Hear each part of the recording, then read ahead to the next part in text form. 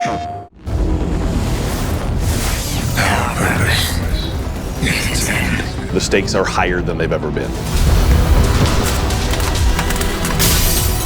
Have we been built to defend the Traveler? Have we been built to defend humanity? The Witness is going to bring all of that to the test. What is that? How would we react if we were facing extinction? And how are we going to stand together to overcome this? You know what must be done. We were created for this moment, to deal with this conflict, to solve for this enemy. What the hell happens when evil finally arrives and confronts the Traveler?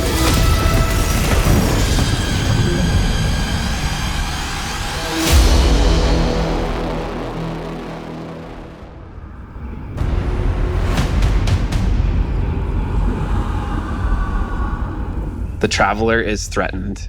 The Witness is here. Callus's forces are here as well. The Pyramid fleet is here. Big shit is going down. Lightfall should feel like you have stepped into the middle of an active war. One of the values that we really wanted to push was making sure that you felt like the tip of the spear. You were the one who was initiating the action. You were the one who was taking control. You were the one who was attacking things. What this tone gave us the chance to do was to really surface the friendship, the camaraderie, the connections that we have to each other. Kaido, we'll need your troops. If the end of the universe is coming, what do we have left other than each other? Keep the enemy away from the Traveler at all cost. There's a pretty big, serious threat that is happening to the solar system, so we really wanted to bring that gravity and that weight into the story. In a major way, what we're doing right now is we're both setting up the finale for the Light and Darkness saga. We're pulling the Witness into the frame for the first time. The big question has been, what does it want with the Traveler? What will happen when it finds it? And in Lightfall, it does find it. I feel like the Witness is so drastically different from any other antagonist that we've had in Destiny in the past. You know, a lot of our Destiny antagonists are like kind of over the top and theatrical in their own way. And then we have the Witness, who's just so reserved. It's all about control with the Witness. The Witness is here to finish what the collapse started. Now, there's Callus, always been power hungry, in it for himself. He's now signed on as one of the Witness's disciples. We're seeing Callus go through a transformation and emerge as something new. My semblance matches my inner beauty. The odds are stacked against you. The Witness has arrived. We got Callus. Everything's under attack. How do we deal with this? And then you find this thread. We knew we wanted to do another darkness power in Destiny. Are we gonna do what everyone thinks we're gonna do? Are we gonna make like poison?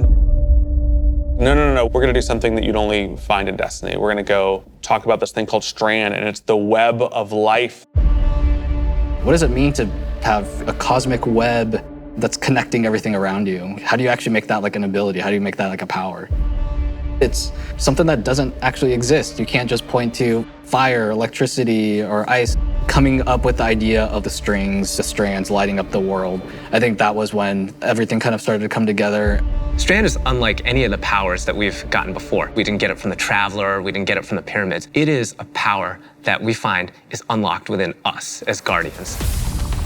When you pull on that thread and you start manipulating that web, ooh, you can do some really powerful things. We have some exciting player class fantasies coming up with Strand that we're introducing. So we have the Hunter Thread Runner, which is going to introduce this threaded spike. The Hunter Super Silk Strike, it's this kind of rope dart. You're constantly moving, constantly attacking. It feels fluid. It has an amazing style to it. It's just something we've never seen in Destiny before. And then there's the Titan Berserker, and the name is pretty fitting. The Titan Super is Blade Fury, where you weave these giant blades onto your hands. You have a melee attack that you can kind of combo indefinitely, and then you have your heavy attack, which sends out these suspending waves. And then there's the Warlock Broodweaver, the mastermind of the minions that we call the Threadlings. The Warlock Broodweaver super is Needle Storm. You create 3 sources of power, and then those then get launched out, and then those fly through the air. When they hit an enemy, they'll explode. When they hit the ground, they will then charge up and then turn into Threadlings.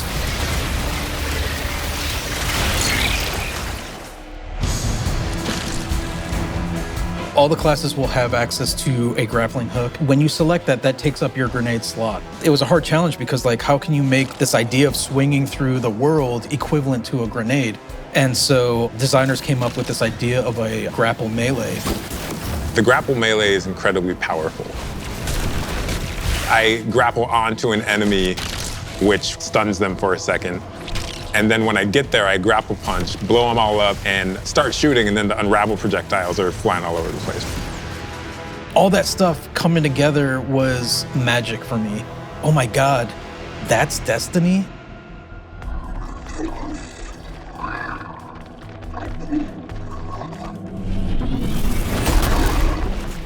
Neomuna has existed for hundreds of years. It branched off from Earth during our collapse and shut off any communication. So they've been secretly existing on Neptune for a very long time and keeping themselves safe. It was amazing to see how the concept artist made all of this beautiful art feel really fresh and new, but also a part of the Destiny universe. When you think about how to design Neomuna, like what's the architecture like? We're thinking of a lot of aerodynamic things, fins and sailboats. That informs us sort of the architectural form language that kind of looks unlike anything we've ever seen before. The high winds, strong pressure. We have that beach area where we show the sand is made out of diamonds. The whole terrain is following up into the beginning of the city. The color, the graphic design, the vibrancy, and yeah, there's some mysteries in there. The cool thing about Neomuna is that it's like this big neon-soaked city, but it has quite a spectrum of different environments. I think my favorite absolutely is the Thrillodrome. It is an arcade lost sector, and I think we can relate to spending our days in a sticky arcade playing games with our buddies. I'm also so excited for people to see the puka pond with all of the pukas that have been like such a mystery since Beyond Light. And then on the other side of the city is Callus's ship. The Typhon Imperator has landed square in Ahimsa Park. You see that the city is indeed kind of in shambles in parts. There's smoke, there's explosions in the air, and I just go back to the teamwork of everybody getting into a room and thinking like, what can we do to make this feel high octane, very explosive, and familiar? This is a city that needs the Guardians' help and needs their protection, and Callus is gonna do his level best to destroy it, and we're not gonna let them, and neither are the Cloud Striders. There's a lot new about Lightfall. We have this new location, and it has these new personalities that come along with it. They're defenders of this city, and they have new perspectives that we really haven't seen in characters in Destiny, and that's taking the form of the Cloud Striders, Nimbus and Rohan. I understand what's at stake, Lightbearer. Far better than you. Rohan is the grizzled old veteran who's too old for this shit. And Nimbus is the young rookie. Nimbus is learning on the job. Nimbus was definitely a favorite of ours to animate. They're so boisterous and fun-loving and a little smug, but super confident in their abilities. The Cloud Striders, bottom line, are cool. Nimbus, on your stakes!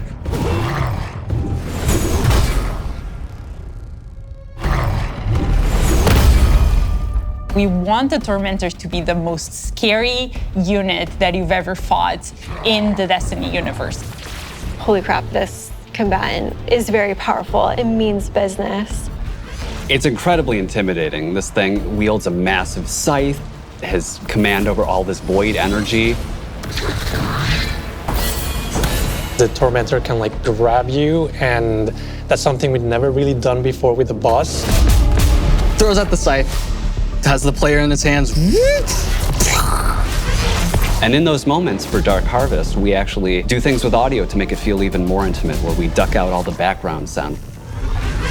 So you really have this intimate moment with this terrifying creature grabbing you.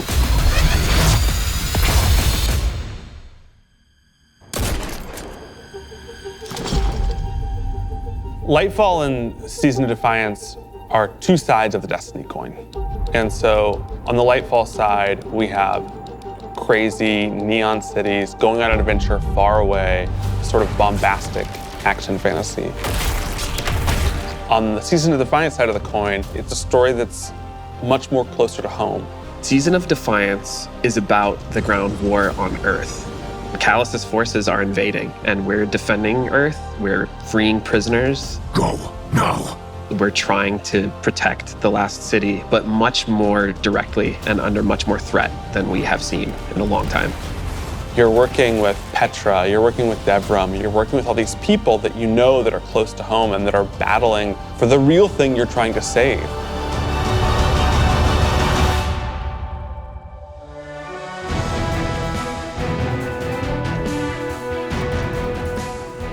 We have a lot of weapons and armor for players to earn, and I'm super excited to see what you've been working on. We have a couple of Strand exotics. The Warlocks are getting what's called Swarmers. They're these boots that will, on Tangled Destruction, create new threadlings at that location. Now they can either shoot it, or they can pick up a tangle and throw a tangle, and then that will also create threadlings. The Hunters are getting this helmet that will help them grapple through the air. As you grapple, you gain this new ability called Woven Mail, and it's reducing the incoming damage except for headshots. The Titans get boots that will augment an aspect that they have. The aspect itself will just send out a wave that will suspend enemies in front of their barricade after casting it, but the boots will split it up into 3 waves. Whenever they spend an enemy with these boots on, they also gain Woven Mail. So pushing the front line further and further by being tanky. I have been caught by those boots a couple times in our playtest. We have this incredibly cool heavy metal machine gun that fires according to its own rhythm, where it gets alternate effects every 4th bullet, and then every 16th bullet, it gets even more added to it. We have this pistol that will use advanced technology to find your enemies. And so suddenly you're not worrying about aiming, you're really worrying about surviving during the lock-on time. And it opens you up to consider your movement more than your aiming. Being able to lock on to multiple guys in your field of vision and then just obliterate all of them was, I think, a moment where I kind of went, whoa.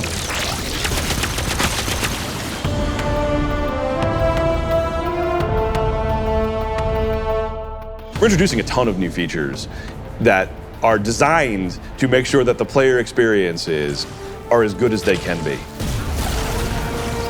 I think one of the things we're most excited about are loadouts and what we're calling build crafting 2.0, which is the system of both, hey, let's make it more understandable to how you make a build, and then let's allow you to save that build and quickly swap between them. When we started the process of figuring out how we are going to improve build crafting, one of the things that we knew we needed to do was make it easier to go from, I have never done any build crafting, to I'm really engaged in this system. When we engaged with the UI team and we said, we need to improve this experience, they came back with, well, what if we did a build management screen and let you see your whole build on one screen? It's all in one place. You can see it, you can read it, you can learn. And that coupled with our Guardian ranks, that's gonna come in and basically be our first ever companion to every single player. Guardian ranks is our answer to what should I be doing in Destiny if I want to get better? You have this track that tells you what you should be doing. We're really excited for players to start diving into that system along with accommodations, a way to finally say thank you to players that you've been playing with. We think all of this stuff is coming together to bring this more cohesive relationship between our players. When we think about the future of Destiny, we think there's so much more to discover. We're just on the coast right now. We want to get into the heart of this continent. We are walking to our 10-year anniversary of Destiny, and Destiny being such a core part of our players' lives. We just want to keep building Destiny. We've been talking about this antagonist to the Traveler for so long. In Lightfall, we get to spend time with the Witness in a way that we haven't yet. We're paying off storylines that have been coming together and been building for years. More questions will certainly arise. We have this finale with the final shape that's coming right after Lightfall, where we're closing down the Light and Darkness saga. But Destiny is far from over. This universe is about more than the conflict between the Traveler and the Pyramids, and we want to show you new ways to explore it. We want to show you new things to discover in the universe because we think that Destiny has a lot to offer, and Lightfall is the catalyst for that. It's high stakes, thrilling action, all at the same time, pushing the Destiny story to places it's never been before.